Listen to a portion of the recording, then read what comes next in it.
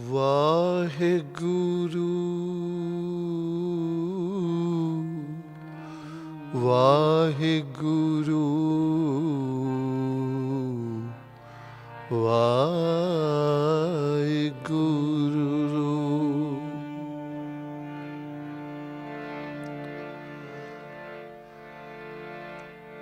ਰੈਨ ਗਵਾਈ ਸੋਏ ਕੇ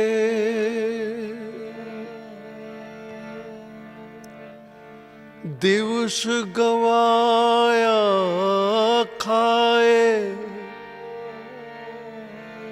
हीरे जैसा जन्म है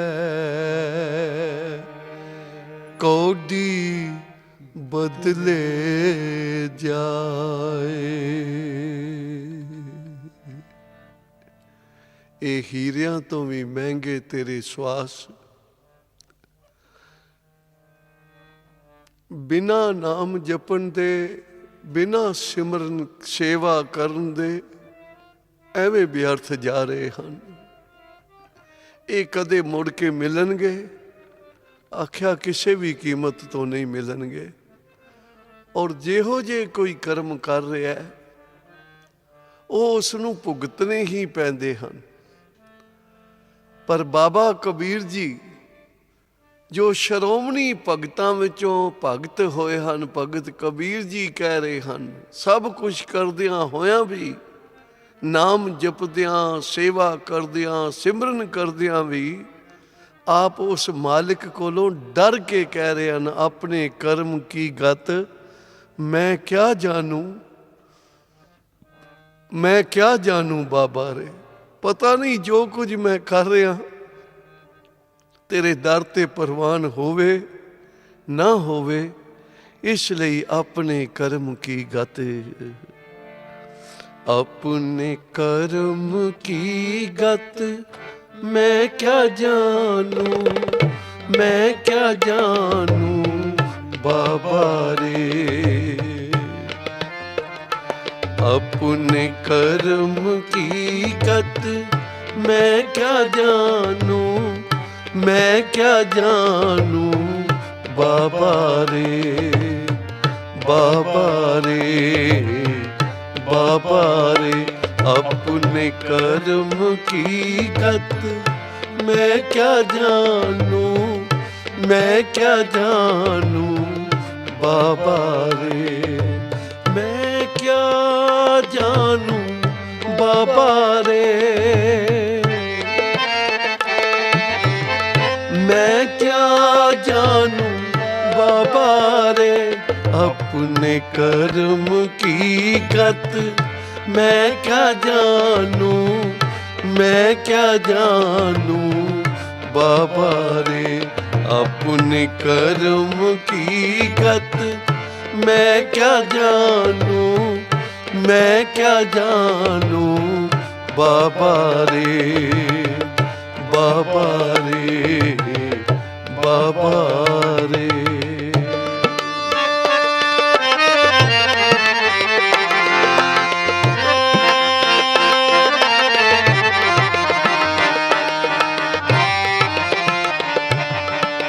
नर मरे नर काम न आवे, पशु मरे 10 काज सवारे।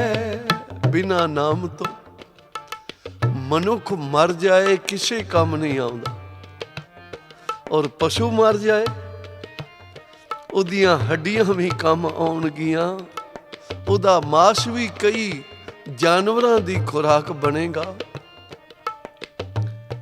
कितना काम आउंदा है, उहदे चमड़े दे जोड़े बनदे हन, कई समान बनदे हन।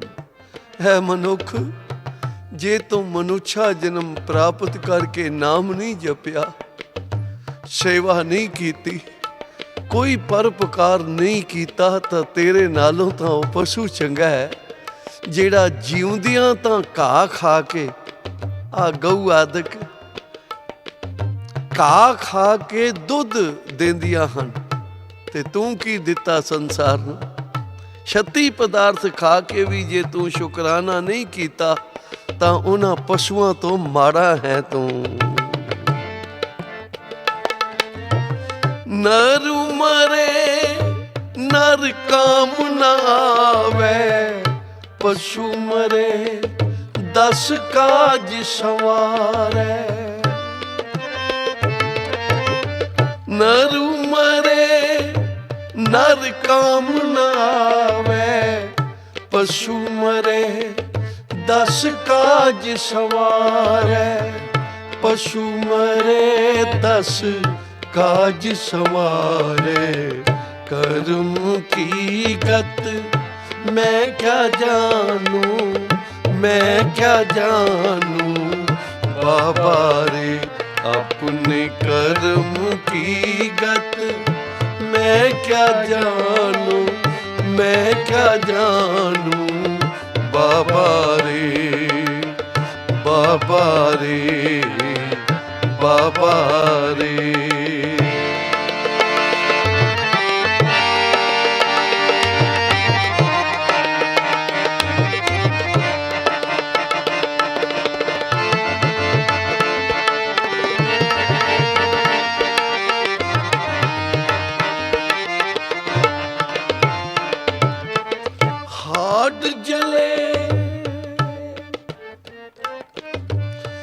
हाथ जले जैसे लकड़ी का तूला, केस जले जैसे घास का पूला।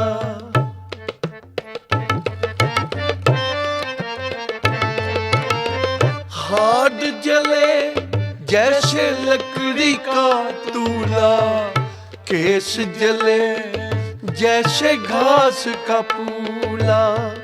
केस जले जैसे घास का पूला, कर्म की गत मैं क्या जानू, मैं क्या जानू बाबा रे। अपने कर्म की गत मैं क्या जानू, मैं क्या जानू बाबा रे। मैं क्या जानू बाबा रे, मैं क्या जानू बाबा रे। जी मैं क्या जानू बाबा रे, जी मैं क्या जानू बाबा रे। अपने कर्म की गत मैं क्या जानू, मैं क्या जानू बाबा रे। अपने कर्म की गत मैं क्या जानू, मैं क्या जानू बाबा रे।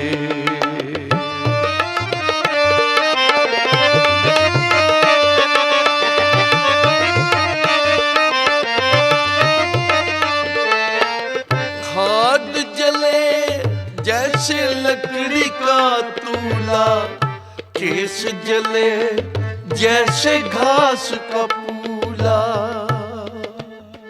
हाड जरे ज्यों लाकुरी, केस जरे ज्यों कास। एह जग जरता देख के, एह जग जरता देख के भय कबीर उदास, भय कबीर उदास। मैं जानिया दुख मुझको, दुख सभाया जग। ऊंचे चढ़ के वेख्या, घर घर एहो अग, एहो अग। हाथ जले जैसे लकड़ी का तूला, केस जले जैसे घास का पूला। उपजै निपजै निपज समाई, नैनो देखत एह जग जाई। एनी लोइनी देखदियां केती चल गई। एनी लोइनी देखदियां हो केती चल गई फरीदा लोकां आपो अपनी, मैं अपनी पई, मैं अपनी पई। हाथ जले जैसे लकड़ी का तूला, केस जले जैसे घास का पूला। उपजै निपजै निपज समाई, नैनो देखत ए जग जाई। इन्हां अखां दे वेखदियां वेखदियां कितने चल गए, पर ऐ मनुख तू अजे भी नहीं समझिया कि मैं भी चले जाना। तू भी तो उसे ही क्यू विच खड़ोता है, पता नहीं कल किदी वारी आवेगी। इन्नी लोहनी देखदियां केती चल गई, कितने ही चले गए। एक बिनस है एक अस्थिर माने, अचरज लख्यो ना जाए। कैसियां कल युग ने साडियां अखां बंद कर रखियां हन कि अनेकां मृतक शरीरां नूं शमशान भूमिका जाके अगन भेट कर आए हां, पर साडे मन ने अजे भी मौत नूं चेते नहीं कीता। असीं जाणदे हां कि असीं सदा लई बैठे रवांगे।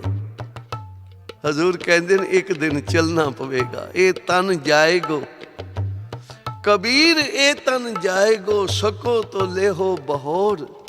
नांगे पांव ते गए जिनके लाख करोड़। जेड़े करोड़ां अरबां पति राजे महाराजे चक्रवर्ती पातशाह सन, वो भी नंगे पैर चले गए। वो भी कुछ ना ले जान लगे, कुछ ना ले जा सके।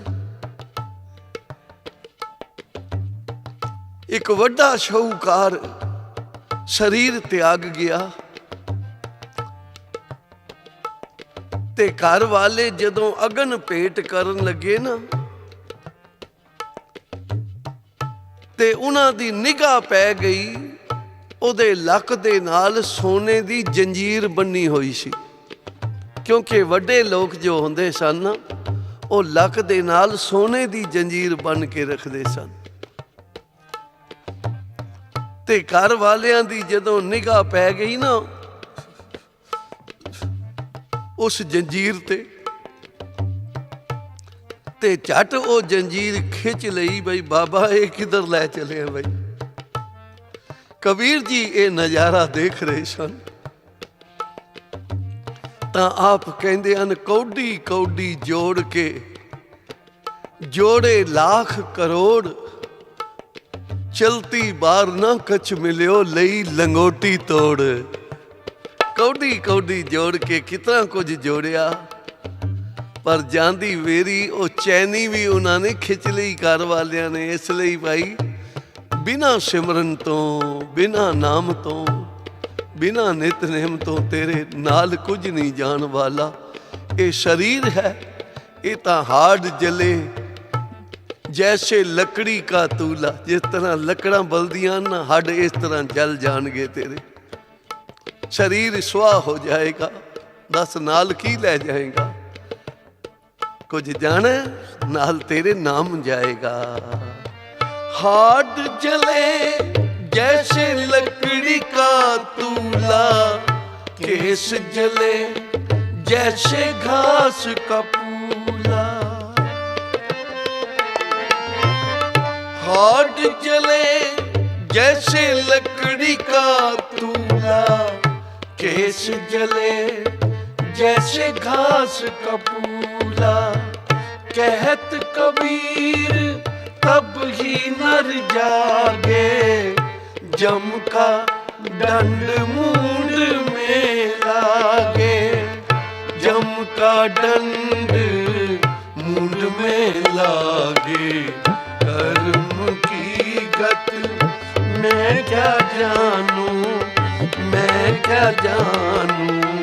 बाबा रे अपने कर्म की गत मैं क्या जानू, मैं क्या जानू बाबा रे, मैं क्या जानू बाबा रे, मैं क्या जानू बाबा रे, मैं क्या जानू बाबा रे, मैं क्या जानू बाबा रे।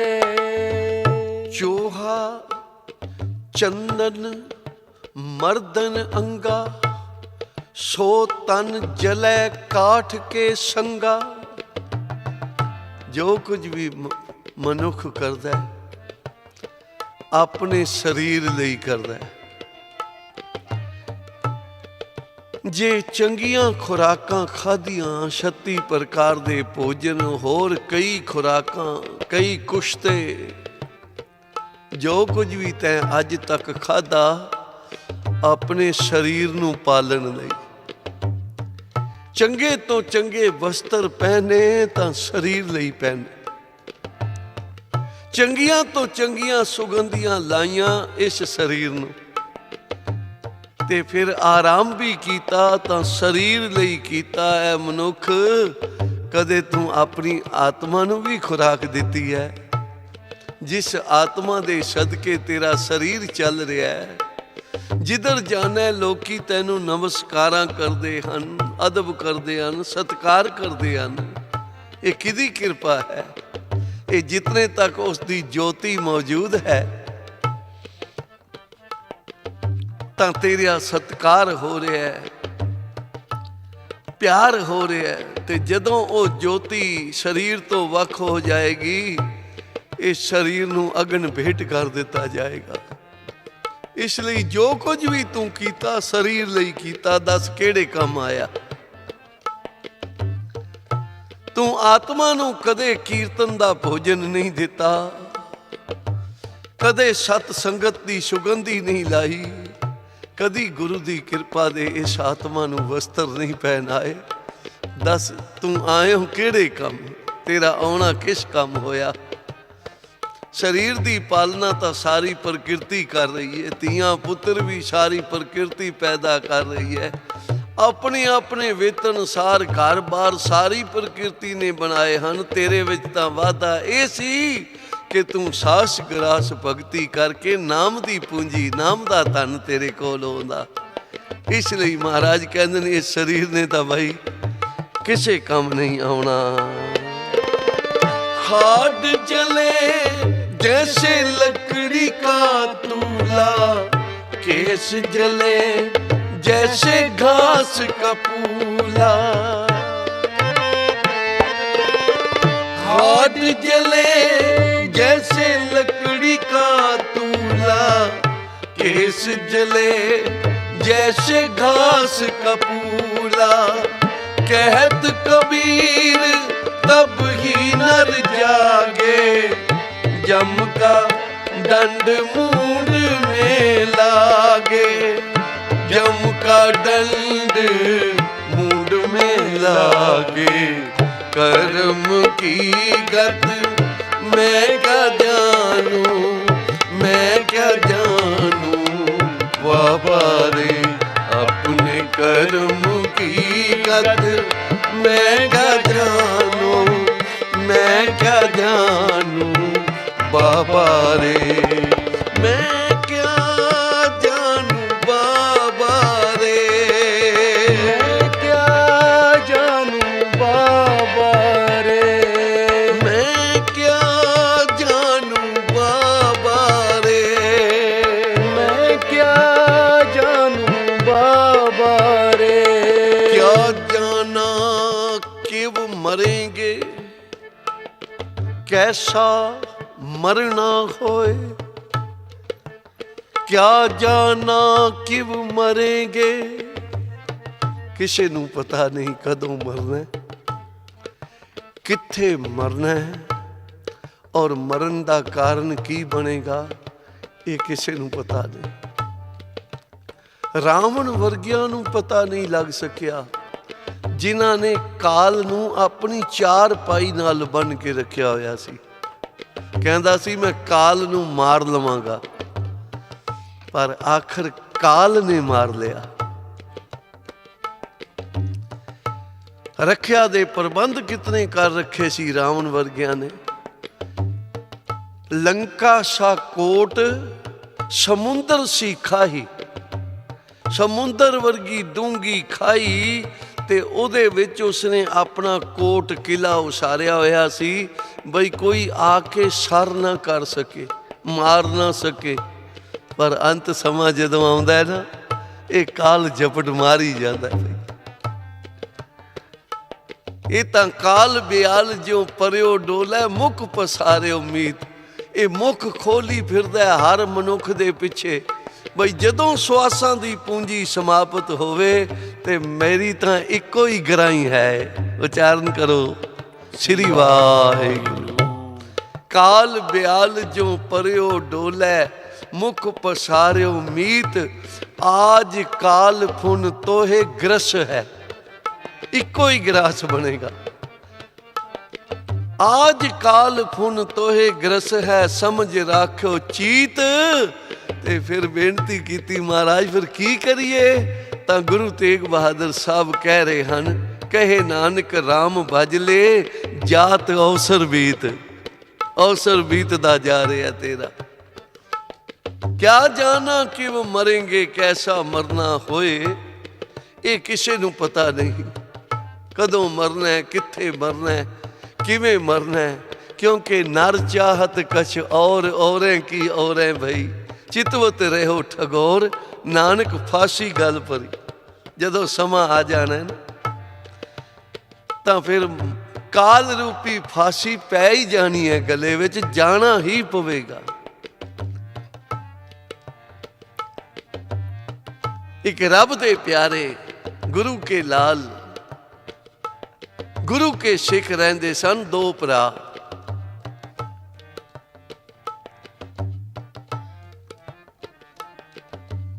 ਇੱਕ ਮਨੁੱਖ ਉਹਨਾਂ ਦੇ ਪਾਸ ਆਇਆ, ਬਈ ਮੈਂ ਸੁਣਿਆ ਤੁਸੀਂ ਬੜੀ ਰੱਬ ਦੀ ਰਜ਼ਾ ਵਿੱਚ ਰਹਿਣ ਵਾਲੇ ਹੋ, ਉਸ ਦੇ ਹੁਕਮ ਨੂੰ ਸਿਰ ਮੱਥੇ ਮੰਨਦੇ ਹੋ, ਪਰ ਮੈਂ ਕਿਵੇਂ ਮੰਨਾਂ ਕਿ ਤੁਸੀਂ ਵਾਕਿਆ ਹੀ ਰੱਬ ਦੀ ਰਜ਼ਾ ਵਿੱਚ ਰਹਿਣ ਵਾਲੇ ਹੋ। ਆ ਕੇ ਠਹਿਰਿਆ। ਗੁਰੂ ਕੇ ਸਿੱਖ ਨੇ ਬੜੀ ਸੇਵਾ ਕੀਤੀ। ਕੁਝ ਬਾਂਹ ਨੂੰ ਦਰਦ ਹੋਈ, ਕਹਿਣ ਲੱਗਾ ਮਹਾਰਾਜ ਕਿਰਪਾ ਕਰੋ, ਥੋੜੀ ਅੱਗ ਬਾਲ ਦਿਓ ਤੇ ਮੈਂ ਸੇਕ ਲਵਾਂ, ਕਿਉਂਕਿ ਸਰਦੀਆਂ ਦੇ ਦਿਨ ਹਨ।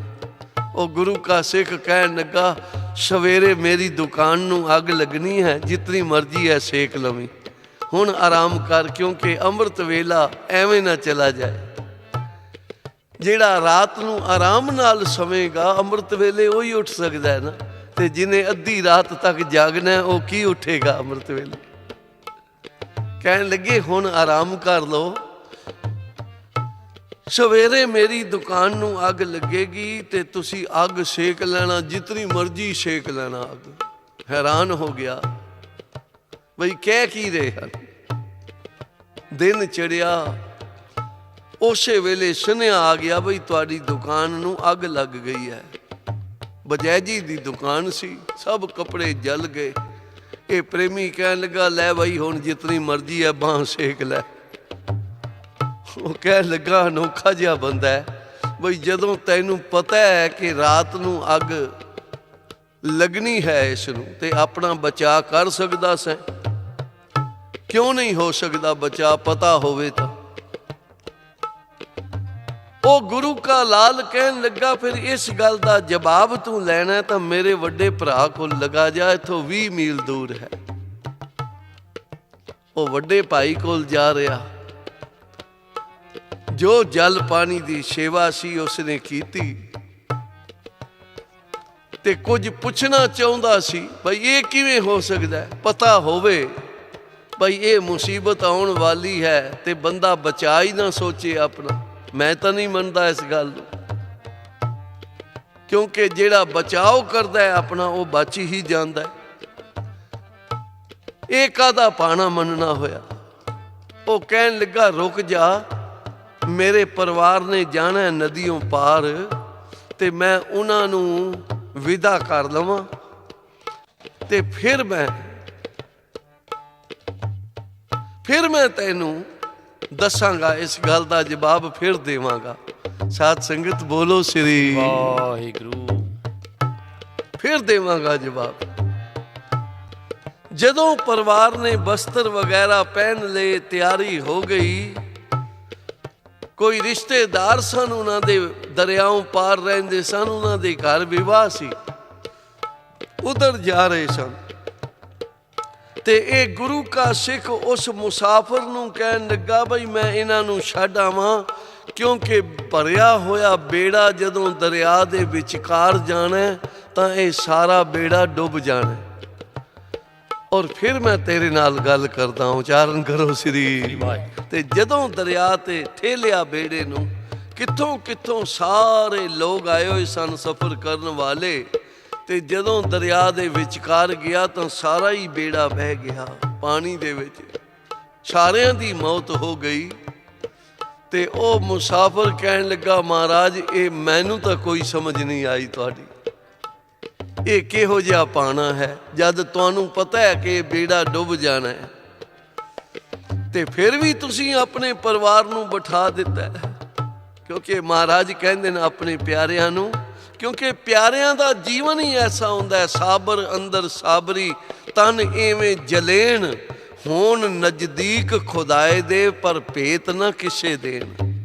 ਉਹ ਸਭ ਕੁਝ ਵੇਖਦੇ ਹਨ, ਪਤਾ ਹੁੰਦਾ, ਪਰ ਉਹਦੇ ਕੰਮ ਵਿੱਚ ਕਦੀ ਉਹ ਦਖਲ ਨਹੀਂ ਦਿੰਦੇ। ਰੱਬ ਦੇ ਪਿਆਰੇ, ਰੱਬ ਦੇ ਪਿਆਰੇ ਕਦੇ ਨਹੀਂ ਦਖਲ ਦਿੰਦੇ ਉਹਦੀ ਰਜ਼ਾ ਵਿੱਚ। ਜੋ ਉਸਦੀ ਰਜ਼ਾ ਹੈ ਉਹਦੇ ਵਿੱਚ ਰਾਜੀ ਰਹਿਣ ਵਾਲੇ ਹੁੰਦੇ ਹਨ, ਉਹੀ ਸੇਵਕ ਹੈ। ਤੇ ਕੈਸੀ ਆਗਿਆ ਕੀਨੀ ਠਾਕੁਰ ਤਿਸ ਤੇ ਮੁਖ ਨਹੀਂ ਮੋਰਿਓ, ਸਹਿਜ ਆਨੰਦ ਰੱਖਿਓ ਗ੍ਰਹਿ ਭੀਤਰ, ਉਠ ਉਹਾਂ ਕੋ ਦੌੜਿਓ। ਤੇ ਜਦੋਂ ਉਹ ਬੇੜਾ ਡੁੱਬ ਗਿਆ ਤੇ ਇਹ ਗੁਰੂ ਕਾ ਸਿੱਖ ਕਹਿੰਦਾ, ਆ ਬਈ ਹੁਣ ਦੱਸ ਕੀ ਪੁੱਛਣਾ ਚਾਹੁੰਦਾ? ਕਹਿੰਦਾ, ਜੀ ਮੈਂ ਕੀ ਪੁੱਛਣਾ ਤੁਹਾਨੂੰ? ਉਹਨੂੰ ਪਤਾ ਸੀ ਬਈ ਦੁਕਾਨ ਨੂੰ ਅੱਗ ਲੱਗਣੀ ਹੈ, ਉਸਨੇ ਨਹੀਂ ਬਚਾਇਆ ਕੁਝ ਆਪਣਾ। ਤੁਹਾਨੂੰ ਪਤਾ ਸੀ ਅੱਜ ਤੁਹਾਡਾ ਸਾਰਾ ਪਰਿਵਾਰ ਡੁੱਬ ਜਾਣਾ, ਤੁਸੀਂ ਨਹੀਂ ਬਚਾਇਆ। ਇਹ ਕਾਹਦਾ ਪਾਣਾ ਹੋਇਆ? ਇਹ ਕਾਹਦਾ ਹੁਕਮ ਹੋਇਆ? ਇਹਦਾ ਕੀ ਸਬੂਤ ਹੈ ਕਿ ਉਹਦਾ ਹੁਕਮ ਸੀ? ਤਾਂ ਉਹ ਗੁਰੂ ਕਾ ਸਿੱਖ ਕਹਿਣ ਲੱਗਾ, ਭਾਈ ਗੁਰਮੁਖਾ, ਬਈ ਉਹ ਟਾਹਲੀ ਤੈਨੂੰ ਨਜ਼ਰ ਆ ਰਹੀ ਹੈ, ਇੱਕ ਦਰਖਤ ਵੱਖਰਾ ਜਿਹਾ? ਕਹਿੰਦਾ, ਜੀ ਆ ਰਿਹਾ। ਕਹਿਣ ਲੱਗੇ, ਅੱਜ ਤੋਂ 7 ਦਿਨ ਬਾਅਦ ਤੂੰ ਇੱਥੇ ਆ ਕੇ ਸੂਲੀ ਚੜ੍ਹਨਾ, ਫਾਂਸੀ ਚੜਾਇਆ ਜਾਣਾ, ਤੇ ਤੂੰ ਆਪਣਾ ਬਚਾਅ ਕਰ ਲੈ ਜਿਤਨਾ ਕਰ ਸਕਣਾ। ਪਿਆਰੀ ਸਾਧ ਸੰਗਤ ਜੀ, ਆਪਣਾ ਬਚਾਅ ਕਰਦਾ ਕਰਦਾ ਸਿਰ ਪੱਟ ਘੋੜਾ ਦੌੜਾਇਆ, 7ਵੇਂ ਦਿਨ ਉੱਥੇ ਹੀ ਪਹੁੰਚ ਗਿਆ। ਉੱਥੇ ਪਹੁੰਚ ਕੇ ਇਹਨੂੰ ਪਤਾ ਕੋਈ ਨਹੀਂ ਕਿ ਮੈਂ ਆਪਣੀ ਮੌਤ ਦੇ ਮੂੰਹ ਵਿੱਚ ਆ ਗਿਆ ਜਿੱਥੇ ਜਾਣਾ। ਇੱਕ ਸੁੰਦਰ ਇਸਤਰੀ ਬੈਠੀ ਹੈ, ਉਹ ਉੱਠੀ ਤੇ ਕਹਿਣ ਲੱਗੀ, ਮੈਂ ਤੇਰੇ ਨਾਲ ਵਿਵਾਹ ਕਰਾਉਣਾ, ਤੇ ਪਰ ਇਸ ਤੋਂ ਪਹਿਲਾਂ ਕੁਝ ਛਕ ਲਈਏ। ਆ ਮੁੰਦਰਾ ਲੈ ਜਾ, ਕੋਈ ਖਾਣ ਪੀਣ ਦੀ ਚੀਜ਼ ਲਿਆ, ਖਾਈਏ ਤੇ ਫਿਰ ਮੈਂ ਤੇਰੇ ਨਾਲ ਚੱਲਾਂਗੀ। ਤਾਂ ਮਨ ਵਿੱਚ ਸੋਚਿਆ, ਬਈ ਇਹ ਤਾਂ ਕਮਾਲ ਹੋ ਗਈ ਹੈ। ਸਿੱਖ ਕਹਿੰਦਾ ਸੀ ਮੌਤ ਆਵੇਗੀ, ਪਰ ਇਹ ਤਾਂ ਸੁੰਦਰ ਇਸਤਰੀ ਆ ਗਈ ਹੈ। ਜਾਂ ਬਾਜ਼ਾਰ ਗਿਆ, ਮੁੰਦਰਾ ਵਿਖਾਇਆ, ਦੁਕਾਨਦਾਰ ਸਮਝ ਗਿਆ ਇਹ ਚੋਰੀ ਦਾ ਹੈ। ਸ਼ਹਿਰ ਵਿੱਚ ਢੰਡੋਰਾ ਫਿਰਿਆ ਹੋਇਆ ਸੀ ਕਿ ਰਾਜੇ ਦੀ ਚੋਰੀ ਹੋਈ ਹੈ, ਤੇ ਰਾਜੇ ਨੇ 1 ਨਹੀਂ 2 ਨਹੀਂ, ਜਦੋਂ ਸਿਪਾਹੀਆਂ ਨੇ ਇਹਨੂੰ ਪਕੜਿਆ, ਰਾਜੇ ਨੇ ਆਖਿਆ, ਜਾਓ ਇਸ ਨੂੰ ਸੂਲੀ ਚੜਾ ਦਿਓ। ਤੇ ਉਸੇ ਹੀ ਟਾਹਲੀ ਦੇ ਕੋਲ ਆ ਕੇ ਖੜੋ ਗਿਆ, ਇੰਤਜ਼ਾਰ ਕਰਨ ਲੱਗਾ ਮੌਤ ਦੀ। ਤੇ ਜਲਾਦ ਪੁੱਛਦੇ ਹਨ, ਕੋਈ ਆਖਰੀ ਖਾਹਿਸ਼? ਕਹਿਣ ਲੱਗਾ, ਉਹ ਗੁਰੂ ਕੇ ਸਿੱਖ ਦੀ ਕੁੱਲੀ ਹੈ, ਮੈਂ ਉਹਦੇ ਨਾਲ ਗੱਲ ਕਰਨੀ ਚਾਹੁੰਦਾ। ਸਿੱਖ ਨੂੰ ਬੁਲਾਇਆ ਗਿਆ, ਕਹਿਣ ਲੱਗਾ, ਗੁਰਮੁਖਾ, ਤੇਰੇ ਹੋਰ ਤਾਂ ਸਾਰੇ ਬਚਨ ਹੀ ਸਿੱਧ ਹਨ, ਸੱਤ ਨਿਕਲੇ ਹਨ, ਪਰ ਇਹ ਦੱਸ, ਜਿਹੜੀ ਕਹਿੰਦੀ ਸੀ ਔਰਤ ਬੀਬੀ ਕਿ ਮੈਂ ਤੇਰੇ ਨਾਲ ਵਿਵਾਹ ਕਰਾਉਣਾ, ਉਹ ਕੌਣ ਸੀ? ਤਾਂ ਗੁਰੂ ਕਾ ਸਿੱਖ ਕਹਿਣ ਲੱਗਾ, ਜਿੰਦ ਵਹੋਟੀ ਮਰਨ ਵਰ ਲੈ ਜਾਸੀ ਪਰਨਾਏ।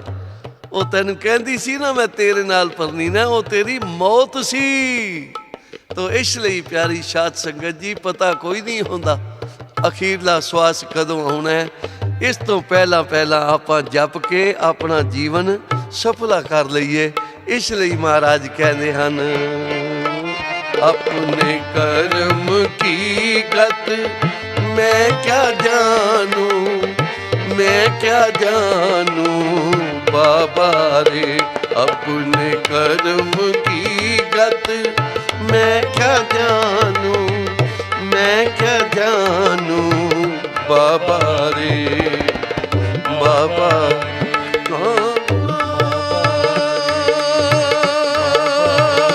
अपने कर्म की गत